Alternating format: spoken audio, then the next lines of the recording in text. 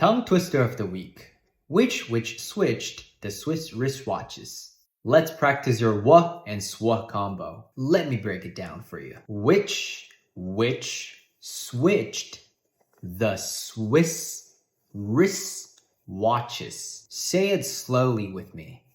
Which switched the Swiss wristwatches? Now a bit faster. Which switched the Swiss wristwatches? Say it 3 times and increase the speed each time.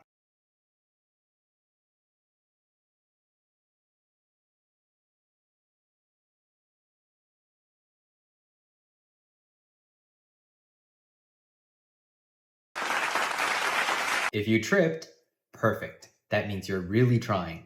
Follow That Is How You Learn.